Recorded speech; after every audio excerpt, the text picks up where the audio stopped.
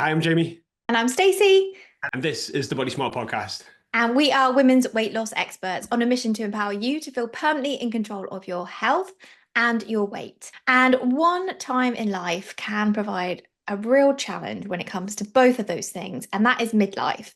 Now, if you're listening to this, you might be thinking, well, midlife isn't me, like that's years away. But we actually share this quote quite a lot on our Instagram page, and the average life expectancy for a woman in the US is 80. So midlife is actually 40. I don't think many people realize that. And I think actually for most women in midlife now, if we're saying like it's your 40s, really, it is probably the most stressful that you could get. Like, well, for a lot of our clients at least, they're Yeah, stuck in between. They've probably still got kids at home, but they've also got parents who are starting to maybe need a bit of help. They're still working, probably full time. They're juggling all of everything that comes with a social life and kids' social life and activities and all that stuff, running the house. And then on top of that, they're being told, hey, you need to start thinking about your bone density and your health. yeah, They're like, yeah. so yeah, There's it's a a lot. lot, and also there's a lot of grief for people in the 40s as well. I know we said about looking after parents and stuff, but a lot of Mm. people do go through, grief of losing a parent or both parents in the Or 40s, friends and and that, siblings at this age as well, even. yeah, and it does, and that adds in, a world of challenges that sometimes we're not prepared for. Yeah, definitely. So we've put together a little compilation today of our guests and top tips from those clients and those guests who are living through this and who've kind of found that secret sauce and their way of coping and trying to find the healthiest rhythms in amongst all the chaos. So, yes, there's some challenges, but hopefully these clips are going to be really inspirational to show you that there is a definite brighter path forwards if you are struggling with balancing all the demands of midlife. So we've got first one of our amazing grads, which is Tracie, and she found herself in a position that was we hear all the time, and that is she'd spent her 20s and her 30s and her early 40s being everything for everyone. And then all of a sudden, she realized she had been putting herself on the back burner for too long and she didn't even know who she was anymore. That was my life, taking care of the kids and everything. So that was what I lived for. And then, but obviously as they grow up and then they need you less. And if you haven't sort of done anything else outside of that, then you kind of get a bit lost. Yeah. Then you kind of have to try and find, okay, well, what is it you do then? You lose a bit of like your own identity. You do, Yeah. because they are your identity for a massive part of your life. Being a parent and running the house and everything, you're kind of seen as the kind of the rock of the family, I guess. And yeah, sort of, I had a bit of a habit of hiding the emotions of how I really felt and, not really letting on to anybody else because you kind of want to be there for everyone else. Yeah. Everyone calls on you. So yeah, I didn't really let on to anybody how I was really feeling. Yeah, that kind of got me in not a very nice place, really. How were you really feeling? I really hated myself. I was not comfortable with how I looked, how I felt. The internal monologue was just awful. It was like torture. I hated the way I looked. I hated the way I was feeling, and I felt like I was kind of drowning, and I didn't know how to get out of it. Like, I couldn't stop it. I couldn't stop the voice in my head saying, like, every time I caught a glimpse of myself in the mirror, like, oh, just horrible, Yeah. And so, what was your routine of kind of looking after you versus looking after everyone else like back then? Wasn't really much of looking after me because everything, it was, I was consumed by making sure that everyone else was okay. Those situations probably still crop up, no doubt, where you want to put everyone else first. Yep. How have you maybe changed that where you're putting yourself first? Because it does, we speak to so many people and it feels selfish to do that, to put yourself first. Yeah. But it's in a lot of ways, it's selfless because then if Tracie's feeling 100%, then you're able to give to everybody else. But that's still very hard to fight in those moments. It is because, as a parent as well, it's your natural instinct to just drop everything and go, oh. But actually feeling the way that I do now and knowing how, how far I've come to achieve this state of mind and how I feel and everything else, I'm like, there are certain things that I'm like, no, I do this. It's my non-negotiable. I can do this, then I can do that. So, you know, everybody else still gets, they get, you know, the good part of me because I feel better in myself, and I set those kind of boundaries around, no, whatever happens, I'm doing this, because it sets me up, and then everyone else gets the good me. If you're listening and you can relate to what Tracie had to say there, I don't think you're going to be alone. And the fact that she said, you know, it wasn't about really how she looked even. I think that's something that we hear all the time as well from clients, isn't it? It's more about that deeper feeling of like, who even am I? I don't even know how to look after myself anymore. Yeah, the physical representation sometimes is just is how we're looking after ourselves. It's the habits that we're doing on a daily basis. It's maybe the internal monologue. It's the boundaries that we're setting. So sometimes our physical appearance is a reflection of how we're prioritizing ourselves. And we can internalize that too. But yeah, it's, you know, as you start to prioritize yourself better, set boundaries, pour into that self-care cup, you then, as a byproduct, the appearance of yourself also starts to get in a better place. But it can take getting to that rock bottom, can't it? And I know Tracie really described it in that episode of how she was in such a dark place.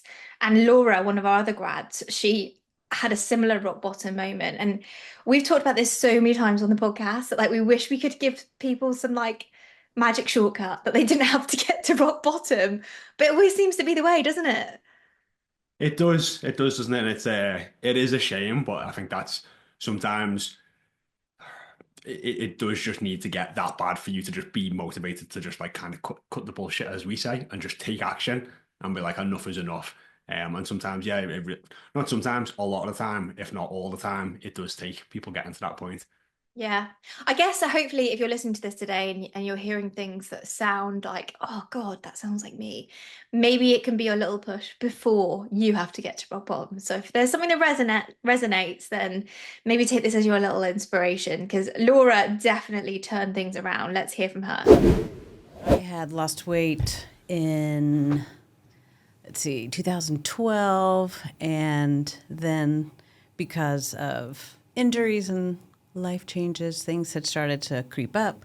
Then I started cycling between different types of fads and apps and other kind of coaching things. So, And sorry, when you previously lost weight, you lost 73 pounds. 73 pounds. Yes. And then that slowly came back. And then it slowly came back over like the 10 years. And I tried different fads along the way. And I like tried different exercise routines, like joined CrossFit and stuff like that.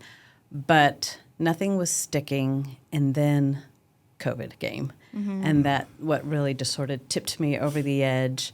By then, I was going through perimenopause. I was diagnosed with hypothyroidism. A specialist had said, "You realize you have PCOS?" And I was like, that answered a lot of questions.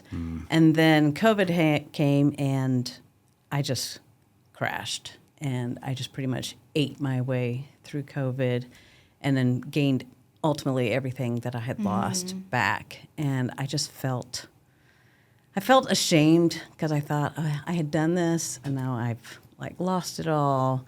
I felt really discouraged because I thought like I've got PCOS, hypothyroidism, and menopause, and everything I was seeing on the internet said you're doomed. Like there's nothing you can do. That's like the trifecta of like you can't lose weight, or at least what the internet would tell you. Oh, the internet was telling me that I was like doomed and like just live with it. And even like a gynecologist I saw, she's like, well, yeah, that's just life.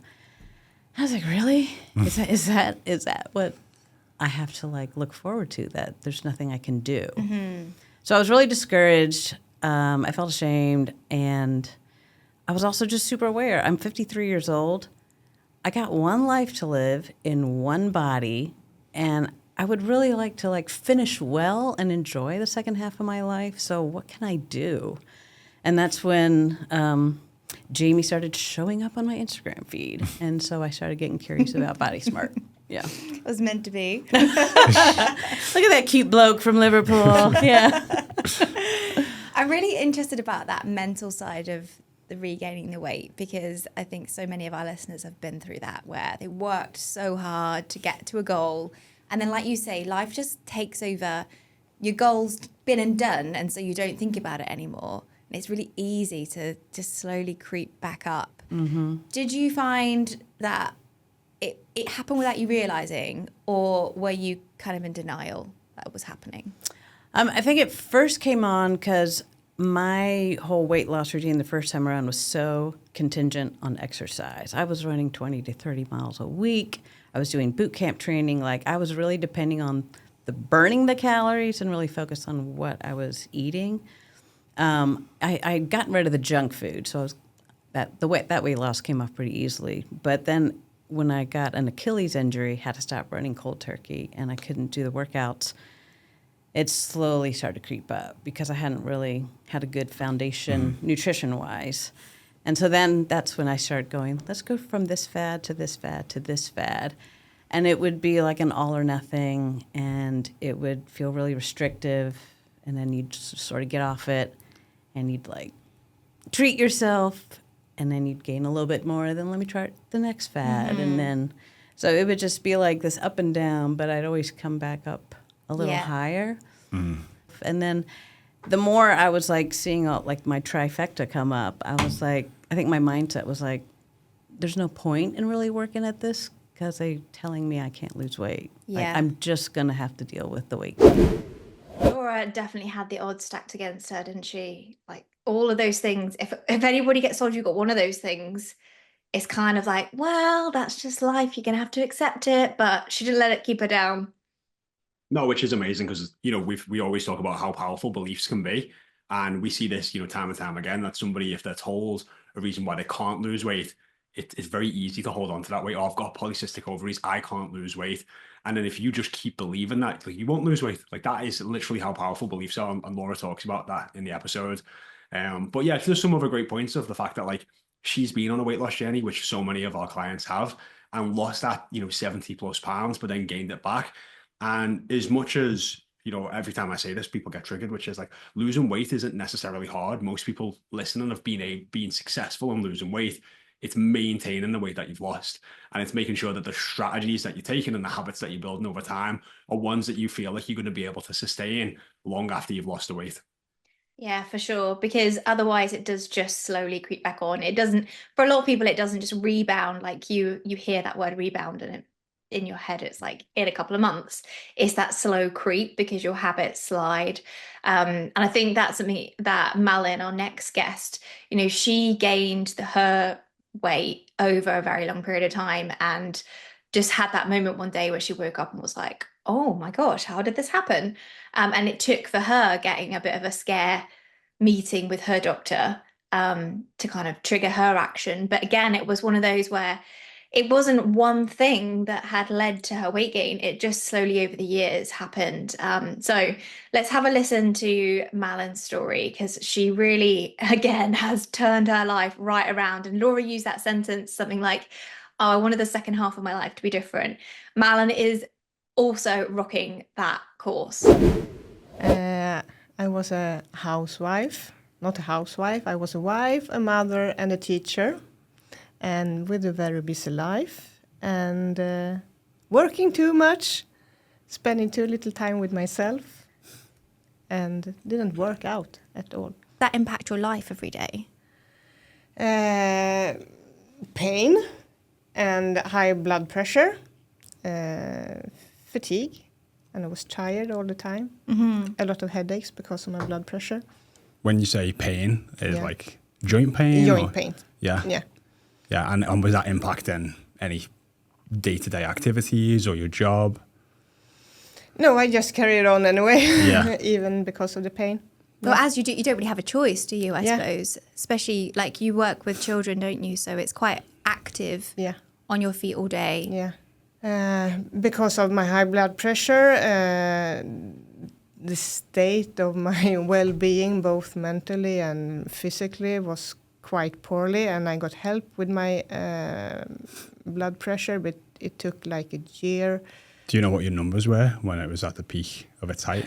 They didn't want to tell me because it was so high. Oh, wow. They said to me, I had like this monitoring for a weekend, and they said to me, you're not allowed to go anywhere. You need to stay at home. You are not allowed to stress or anything. So no, probably been very high. Very high. Yeah, That must have been really scary. it was. Yeah. And was that one of the main catalysts for you to decide, I need to sort my health out?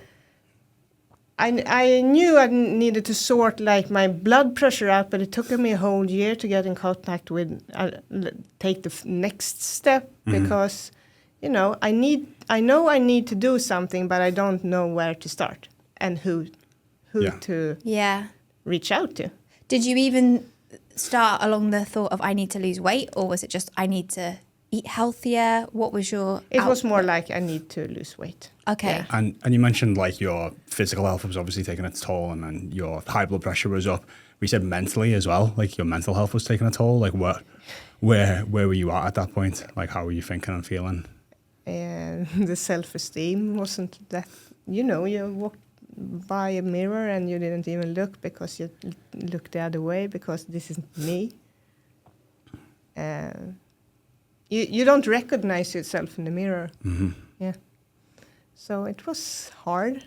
And at that time I had a really high tempo at my work because of reasons. And, you know, I was so tired all the time. I got home from work with headaches, and I slept 2 or 3 times before bedtime because I was so worn out. All of the symptoms that we hear from our ladies that are not looking after themselves as a priority, joint pain, tiredness, mental health struggling, like medical health struggling, but you don't necessarily put 2 and 2 together and see that actually there's one solution to them all. I think that we think, oh, right, okay, I've got to deal with my tiredness and I've got to take painkillers for my pain and I've got to do something about my blood pressure, but we don't just see the bigger picture sometimes.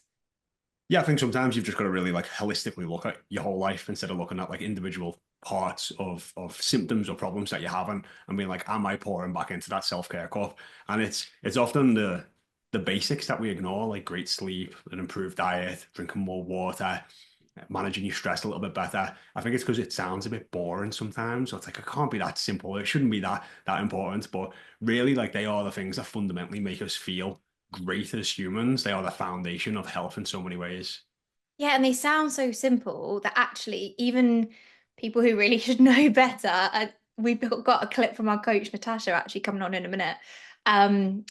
We sometimes forget like those are the things that make the big difference. So Natasha obviously understands the human body, but when she started getting a bunch of symptoms, she was like, oh, what is this? Why am I feeling fatigued? Why have I got brain fog? Why have I got this pain? What? And it took her a while to put 2 and 2 together. And for her, it was actually perimenopause. And obviously not everybody in midlife in their 40s is going through perimenopause, but the average woman does start it between 45 and 47. So if you are in that 40s bracket, it is probably on the horizon if you're not already there. So yes, there's stuff you can do to just generally look after yourself better. And that might be a good balm for your symptoms that are nothing to do with perimenopause. But the great thing is, Tasha talks about this in her episode, is all of those things are going to help perimenopause symptoms too. So you literally can't lose by getting your sleep in check, eating well, hydrating, managing your stress. It literally is going to help whatever the reason for your symptoms. You have to think of ladies, our grandmothers, or say my grandmother's age, that generation, it was different then. So ladies are having children later in life now. So when we're going and hitting this menopause, this is a new situation, a paradigm that you are now, the sandwich generation of perhaps looking after elderly parents, whilst having adolescent children, whilst you're going through menopause. Yeah. Back when your I'm grandparents... I'm working a full-time career. Yes. Oh, You yeah, know, yeah. just to add that on top as well. Yeah. And actually not even necessarily adolescents, because my friendship group, we're all like late 30s, early 40s having kids. And so, I mean, my mum started perimenopause at 37. That's early. So, you know, I could very, very realistically have a toddler and be perimenopausal. Yes. And be juggling a career and parents and all the other stuff. And that didn't happen. If you think back, the children would have left at 18, 20. they would have gone through menopause on their own. And I think there is that stigma by that generation. Well, I just had to grin and bear it. Well, that was because things were different then. Yeah. I'm sorry, Yeah. but things have evolved now. Oh, significantly different. The stress is on the women that you just mentioned there, where you've possibly got a sick parent or grandparents. You've got, possibly even siblings that you might have to step in and help around the house or around the family. Then you've got a full-time career managing your own family home. It's almost, I don't even know what the word is. It's just like too much. You know what I mean? And then you slap something in like, oh, now I can't sleep and now I'm feeling the way I am and I don't really know what's going on. Yeah. I mean, obviously this is why we're doing things like this podcast, isn't it? For more awareness. And it's great that the conversation is becoming more to the forefront, but it's a different time. It's a new time for sure. Well, again, because typically ladies will put everyone else first. This is what we're doing at Body Smart, to get them to be selfless by actually showing up for themselves first. And that's not selfish, but that is the point, that they feel like they have to grin and bear it. Also, there's so many excuses, like you say, cut the BS. When you hear, well, I can't get that many steps. I can't get that protein in. It's limiting beliefs, and you've got to cut the BS on yourself with that rubbish. Because if it's a case of, well, I don't eat meat. Yeah, no, neither do I. I work long hours. Yes, so do I. I'm at my desk, 10 hours. Yes, so am I. What's the next one? Yeah. Keep them coming. Yeah, I've done it all. I've had them all. There's a choice, isn't there? Yeah. And as Tony Robbins would say about standards, the 5 standards, and you can see someone in 10 years what they'll look like by how they look now. What are the 5 standards? I don't know what his ones are, Yeah, but yeah. generally it is that you look after yourself. You recognise that you're worth it. And I think it's not to be disrespectful or not say that there aren't those excuses. They are genuine. I totally get that. And there are days that are just real shows. And that happens, and you've just got to do your best. This is where you pivot. But the reality is that you've got to show up and try and do something, and something is always better than nothing. Yeah. Did you know we have an award-winning one-on-one coaching program designed especially for women aged over 30 who want to lose between 15 and 60 pounds? Just like this podcast, our Body Smart method cuts through all the BS out there and brings together the latest weight loss science to fast-track your weight loss. Find out just how we can guarantee we can help you lose 15 to 60 pounds in the next 6 months at bodysmartfitness.com. I think what's really interesting is, like Tash says, it hit her in the face and like she blindly walked into menopause, and she's somebody who was making healthy choices. She had healthy habits. It wasn't like she was starting from a deficit. So I think it's really common when we don't already have that foundation. We hear so many of our clients feel that level of hopelessness that Tash had, and they haven't even got that foundation that's kind of keeping them above water even. So we've got another guest who actually had a similar revelation. Annie, she was not an unhealthy person. She would exercise, she went to like classes and stuff, but she said she just realized she was so unhealthy. She kept getting sick all the time. She felt a bit rubbish all the time. And in a similar way to the last couple of clips, it felt like all these different symptoms. But when she zoomed out, she realized she needed to just kind of revamp how she was taking care of herself. Yeah, your body is giving you signs and signals all the time. If your energy's really low, you're feeling tired all the time, or feel like you need a nap in the middle of the afternoon, it's often when you can often look back and see like, hey, am I getting really poor sleep, or am I over caffeinating, or am I making the best food choices, or am I having too much sugar?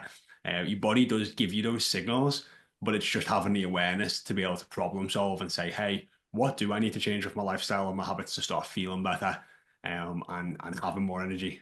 Do you know what, though? I think it's so important that we're having these conversations and sharing these examples, because I think it's very accepted that as you get older, you just do feel a bit more rubbish, and you do need a nap, and you do need more coffee. And, like all of these things that we're kind of trained to accept. It is not okay. Like, I mean, it is okay if you want to, but you don't have to. So let's listen to what Annie has to say. Prior to 50, I would always be getting chest infections, shingles. I was really not in a healthy way, actually. There was always something wrong.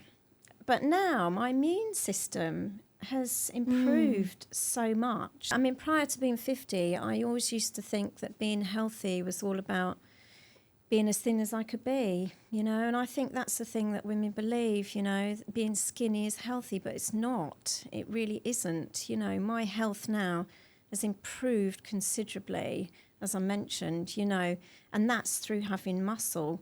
And the more muscle you have, the higher your metabolism is and the quicker it burns energy. So, you know, you burn fat. You burn fat automatically having muscle. It just, you know, you burn more calories. So your metabolism The other great is quicker. thing with that, like you said, you eat more, you burn more, Yeah. you're better nourished. Oh because my gosh, yes. this is a thing I think that's often missed in the conversation of like weight loss. If you're constantly trying to lose weight in inverted commas and eat 1,200 calories, it's really difficult to get enough nutrition for a human body in 1,200 calories. But if you're also at the same time training, you're active, you've got muscle, you can lose weight on, say, 1,500 calories. And that means you're getting an extra 300 calories of goodness. So when you're saying, you know, I wasn't the healthiest, imagine the extra goodness you were getting every day now because of how much more you can eat. And I think that's a really important piece of the puzzle when we're looking at health, weight loss, body changing. Yes, definitely. Yes, I was always concentrating on less calories before and trying to, you know, eat low fat this, low fat that. But now, well, in 3 years, you know, what I believe now, it's all about the protein. Protein is so important for building muscle and repairing muscle. So I introduced more of that 3 years ago into my diet. And yeah, I'm eating so much more now, but How my much weight is- is the same, you know. So, Yeah. but my body composition is different. I've got more muscle. Yeah. What's your average protein goal, just so people can get a sense of? So as I said, I weigh roughly 50 kilograms. So I convert that into pounds. So approximately 100 pounds my weight is. So my goal is on a daily basis, my protein intake should be around 100 grams. Yeah. So you just, you Yeah. match it up. So whatever you weigh in pounds, you try and aim for 100 grams, you know, in grams, your body Yeah. weight in grams. But that's your ideal body weight. So for me, I don't want to lose any weight, you know. So that's I am what I am. So yeah, that's me. Yeah, I think this is a great message, really starting to push the strong, not skinny. And that is it. When you're trying to be as skinny as possible and as thin as possible and eat as little as possible, you get malnourished. And it's that malnourishment sometimes doesn't just happen over like straight away over a couple of days, a couple of weeks, but over months or years, you become really malnourished. And that's where, you know, your energy levels start to dip, your mood can really start to dip. And it does come down from the food that we're consistently eating. If you're always trying to have less, diet, all that extra stress on the body, it has a massive knock-on effect on your physical and mental health. Yeah, and do you know what? I think it's really prevalent in women of this age. And like, I'm 37, all the way up to my mum's age group of like mid-60s. That was the diet culture that we were fed. Like, we were raised on like eat less, eat less. And it's something that another one of our guests, Kate Roham, talked about, that she was constantly trying to do as much cardio as possible, eat as little as possible. And it actually ended up in her with like high risk of osteoporosis, gave her a bit of a wake up call. But the other thing that I think is really common in like this kind of lifestyle is things like alcohol take priority over food sometimes when you've got a low calorie budget. So you might That's my say, mom. yeah. Literally, my mom will be like, "Oh well, I won't have a starter because I'll have an extra glass of wine." And as much as I'm like, "Well, I'm glad that you're managing your caloric intake," you know, it's you're still going to get a lot more nutrition from a starter than say an extra glass of wine. Yeah, and it can feel like one of those luxuries in life. Like, you don't want to give it up, of course. But Annie and Kate both have actually gone alcohol free, which is really interesting. So Kate shares in this clip a little bit about her journey with alcohol. One of the things that I think midlife women do is because they are emotionally trying to deal with so much, and some of the messaging that they're receiving, or they don't know where to turn. So with that anxiety that seems to show up quite liberally, a lot of women turn to alcohol to manage their anxiety and their symptoms. And that's definitely what I did by the time I came out of lockdown. Yeah. And so I kind of want women to know that actually that, you know, when you're going through menopause, that is not your friend if you are suffering from anxiety, and it will, as you know, hinder any training that you're trying to do. Well, it's going to affect your sleep. So I started wearing a Whoop about a year ago, and even like a couple of drinks, I'll see my resting heart rate go from about 48, 49 up to about 65 off like 2 drinks. So that's like my heart beating 15, 16 beats a minute more while I sleep for 6-7 hours. So that could be like a couple of thousand more beats, which means you're going to wake up more tired, more lethargic, more anxious, less like, and then because you're more tired than everything else, heart rate variability goes down, so your body's just under more stress. And like, what's that going to mean? It's going to mean your day's harder off like 2, and that's 2 drinks. Yeah. That's not like 2 bottles of wine, which is easy to do. It's 6 glasses. My own journey was that I did 20 months of sobriety. Oh, did you? Yeah. Oh, share. And actually I did it because coming out of lockdown, I could have smashed a couple of bottles easily a day. But, life was stressful. Homeschooling 3 kids, trying to run a business. And my dad had a diagnosis of pancreatic cancer. So I was like, okay. But I literally remember getting to the 30th of December 2020, it must have been, and going, I can't do this anymore. I can't, live a lie to what I was trying to encourage people to do. And I'm very honest and transparent about that. And I was fucking knackered. I was just so tired. So I was like, right, I'll do dry January. So did dry January, and that's kind of fine, isn't it? Because I was just like over it. And then I was like, and we were in lockdown again, or coming into lockdown, weren't we? So 2021. So then I did February and March, and then it just escalated. And then I think 21st of June, we were coming out, and I was like, well, I'll have a coming out thing. And then I was like, I've got this far. And actually then my dad had that diagnosis, and I became a carer for him. But he lives an hour and a half away. So I was like, okay, I can't drink, because if I get a call and I've got to be there, I'll never forgive myself. So I was like, right, finding your why is key with it, whatever your goal, I guess. And so that was my thing. So literally for 22 months, I didn't drink, and I felt amazing. But I am an all or nothing person. And, I've had obviously disordered eating. My relationship with alcohol was very dysfunctional, but I think it relates and resonates with a lot of women, because it was something I turned to, good times, bad times. There was always an excuse to have a drink. Friday, oh, I'll do Monday, Tuesday. Oh, it's Wednesday, have one. We're really good at talking ourselves into that drink. And then obviously my dad passed away, and I still didn't drink for like 6 months. And then there was just something in me that's like, you know what? Let's see, give it a go.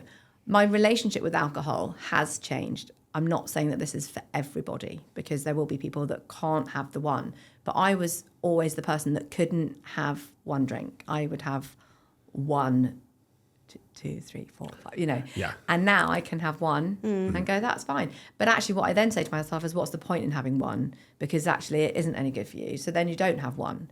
So I feel like it gave me a really good sense of control. And my symptoms of menopause completely and utterly changed. So for me, it wasn't until I made the fundamental lifestyle changes with food, exercise, quitting alcohol, that I began to. Yeah, some really good points, and I think a lot of people get super emotional about alcohol, and myself included in the past sometimes, especially when someone tells you not to drink. And I deal with this with my mum all the time. It's like an ongoing battle that we have.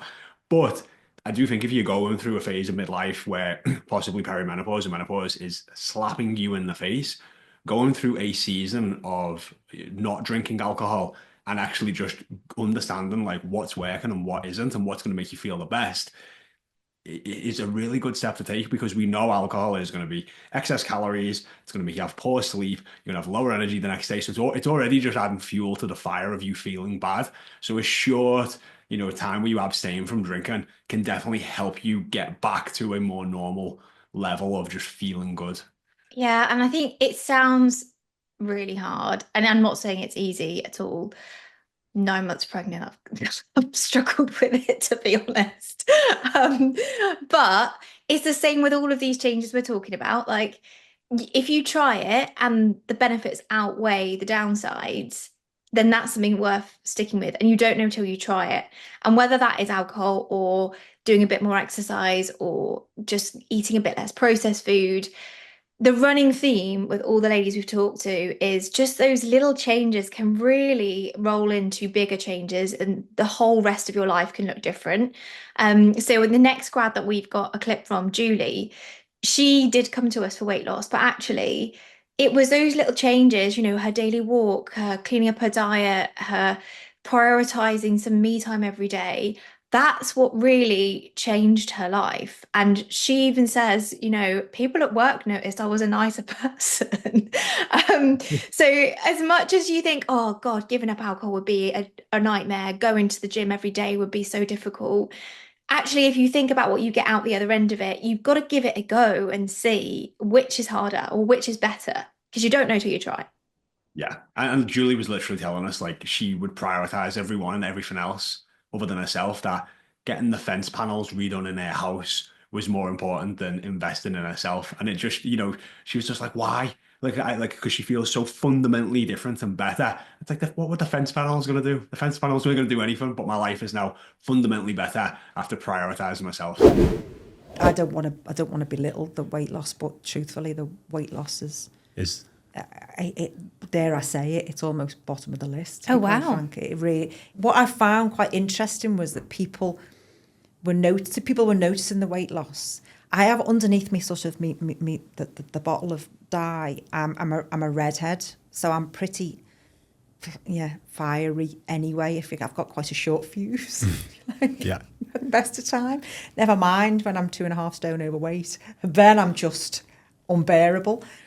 But what people were commenting on were not only they could see sort of weight coming off me, but it was little things that it was like, the girl I've worked with for 20 odd years, and she was sort of, why didn't you fly off the handle over that? Why did you? I haven't seen you that calm before about that happening in work. Or it was that sort of, it's that sort of diffuse, it's that sort of like, the pressure's off and relax. I just feel relaxed, and because I feel sort of happier about who I am and how I feel now, everything else is just a bit easier to cope with and a bit easier to deal with. You can't have good mental health without having good physical health, and vice versa. You can't have good physical health without mental health, if I just said that the right way around. But it's true, you know what I mean? Like in order to have a happy mind, you do need to have a happy body as well. And I think it's definitely when you're not healthy or not feeling your best physically, it's so many things can tip you over the edge. You're almost waiting for it sometimes. Which I've been that. And I've had other things going on in the past. It's kind of like you're just kind of waiting for something to tip you over the edge. But when you aren't looking after your body and your mind is almost in that state a lot more than maybe you would like it to be. Yeah, it was just, because the other thing for me is, which I just found ludicrous, and I think I put it on one of my reviews, is, weight loss, yay, that's great. Oh my God, can we talk about sleep? Oh, yes. Oh. Yeah, your sleep went through a whole transformation. Where is that? Who knew sleep was so good? It was, and I'm talking, I've had this problem like as a child in terms of like fear of missing out. I think a real FOMO. I'd be like this all the time, Mom, get to bed. And it really kind of like went into my adulthood, where I then thought I was one of these, I don't know, is it Churchill that said he survived on 4 hours? Oh yeah, I can still operate, it's fine. I can still operate on 4 hours. No, I can't. You can't operate on 4 hours. So I was. You wear it like a badge of honor though, don't you? Yeah. It's no, weirdly. of course I can cope. Yeah. No, I couldn't. And it was weird because it was, you're talking 4 hours if I was lucky.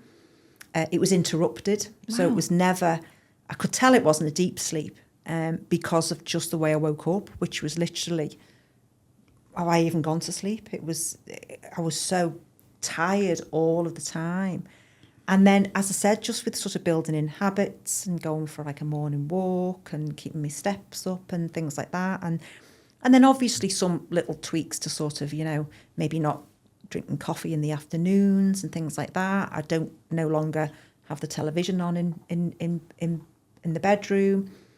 But it was little things like that where if I don't get 7 hours now, it's... You notice it. I notice it. Yeah. And it's 7 hours of bump. Good. Again, just another guest, just really reiterating just like how important these foundational habits are, and the reason that people prioritize them so much is not because we're forcing people to do these as coaches. We get people to implement them, and then the benefits they feel are so extreme that they're like, well, of course I'm going to keep prioritizing sleep. I feel great. It creates a positive feedback loop for you to keep taking action. Yeah, and it is those simple things. We've got a couple of tips lined up from our other grads, actually, because the other thing that I never fail to be surprised by is it's not the same for everyone. Like, the thing that's going to change your life might be sleep. The thing that's going to change your next door neighbor's life might be working out every day. The next person, it might be just like getting organized and planning your time. They are all really helpful, but they're not all the one answer. So that's why we thought, do you know what? Let's share a couple of the things that some of our most inspiring grads have found their secret sauce, and it might inspire you to give them a go. I do have a habit of planning. As I say, I plan my food and my exercise a week in advance, if you like. But I do that deliberately to just take something out my head, if you like. Because as I say, I don't want to be in a position where I've, which again was, if I haven't thought about it and then something happens in work and I'm late in work, well, it's so easy then to... especially when you've got a busy career. Yeah. It's that, what is it, failing to prepare is preparing to fail. Yeah. So, by having that plan and taking that mental bandwidth on, say, the weekend for the week ahead, it makes it... It's so easy to grab something that, that you wouldn't normally do, or that isn't going to satisfy you anyway, because it's just a quick fix type of thing. So I find doing that really, really helpful, if you like. And then again, because I'll know what I'm doing in work, I can plan if I've got something I'm going to be late. So then I'll exercise in the morning potentially, but I've got to plan my exercise. If I don't do my exercise, I get a little bit ratty now, if you like. Okay, so is it more for like your headspace now? Headspace now. Headspace, it really sort of, work can be incredibly frustrating at times and put me in a really, really bad headspace that again, I would have previously, that would have been, so I deserve that now. I deserve going and eating and eating and not worrying about it and treating myself because I've had such a bad day in work. Whereas now it is I'm going in to put my baked potato in the oven. So while the oven is cooking, I'm going and pounding weights to sort of go... Get that aggression out. And I picture certain individuals when I'm trying to lift it. I'm trying to do that overhead press. I love it. Yeah, no, I love it. I mean, it is. It's such, you've swapped, in essence, turning to food as a way of changing your state. And because you're not feeling great. So, like, let's eat something that's pleasurable and that'll change my state. But then it comes with the guilt and the shame and not feeling so great afterwards versus going and doing something that makes you feel good, relieves, like physiologically relieves all that stress. And then enjoy your food even more and can chill out for the evening. Yeah, no, absolutely. It is just, it's... I wish I could just convey how great it feels to sort of to be behind the wheel more than it was. Always felt like it was it always felt like it was the food that was driving me. It was always, it's that constant noise of eat that, you need to eat that, you need to eat that. And it was always just take it. It was the answer to everything. Whereas now it's, no, it isn't. You're in charge now. I'm in charge now. Meal prepping is something a lot of people love and a lot of people hate. I love it. Was it something before this that you kind of did anyway for family ease? Yeah, for families. But, as I told you before, my son has a sensory issue with eating. So I always had to make more dishes because he never ate the same as we did. And when you have this sensory issue, you always like to eat beige food like chicken nuggets, it's like not the most nutrient dense. No. And when I was tired, if you go back, this is what I ate when I was tired too, because I didn't want to prep for 2, 3, 4 different meals every time. I think there's a lot of people listening that can resonate with that, of having to cook multiple meals. And especially when you think, I'm going to start eating healthy. Yeah. you do immediately think, well, I'm going to have to eat different to the rest of the family. And it feels so overwhelming, doesn't it? It is, but I pretty much do the same dishes as I've always done, but just change some of the ingredients to lower calorie products. So pretty much the same. Okay. Yeah. So actually, it wasn't a whole overhaul of your diet, more like small tweaks. Yeah. Workout had to be in the morning because then I was going to work and then I had school at night. So it was working out in the morning, and then like to get the steps in, you just had to be creative. Like, all right, during my lunch break, I'm going to walk around, or I'm going to be really efficient walking through the office building. Or sometimes I would be the most inefficient in doing my laundry. Oh, same. Like, That's I'll my fold top one tip. shirt and I'll walk it into the bedroom and put it away. Then I come back and I'll fold that, and I just back and forth and stuff. And so trying to be creative that way. Or if I want to catch up with a friend, instead of, hey, let's meet for coffee, let's go for a walk. Yeah. And so you're figuring out those creative ways. And then probably the other biggest shift was the time I took to meal prep. So that I would do usually like on a Sunday. And I would prep all my proteins. I wouldn't do like the cutesy little Instagram, here's all these like perfectly little portioned lunches and breakfasts. I would just do like, make my protein pancakes and freeze them, or do like my overnight oats with Greek yogurt, or all my proteins. And then that made my week go so much smoother. And then probably the other bit of time was the time I'd spent the night before. How's the next day going to look?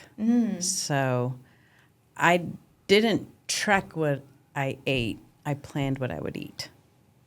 Yeah. So that was like, it was like a little game with me and my fitness pal. It's like, all right, I know what my macros are supposed to be. I know what my calories are supposed to be.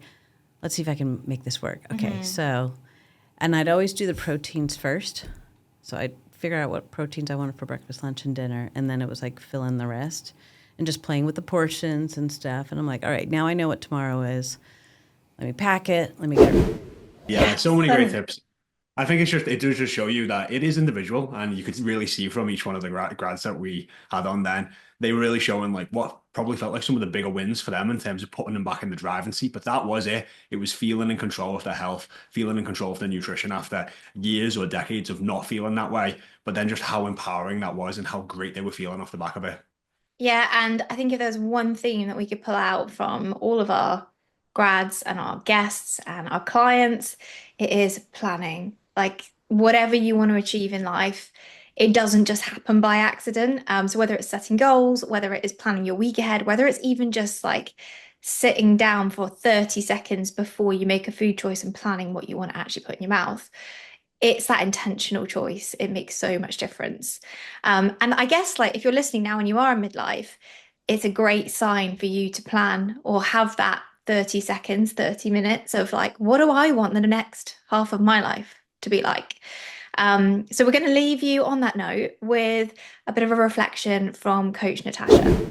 So true. You have control, and that's what is so empowering, and that's what I'm passionate about sharing, that there are certain things that you can't control, but control the controllables. And that means making sure you do strength train. It's making sure that you do put good food in your body, but we all know that we like to, enjoy life. I mean, it would be very boring to just eat clean all of the time, and I don't profess to.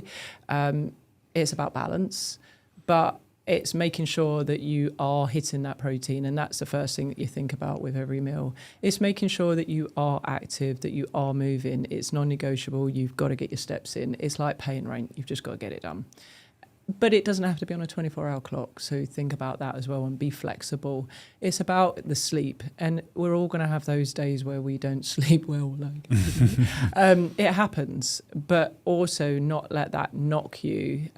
You just always want to try, as you're always saying, the 1% better.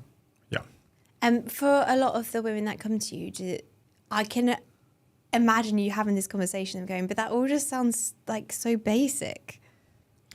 That is the problem, that I think it causes paralysis almost, because they come in most of the time, perfectionist mindset, all or nothing.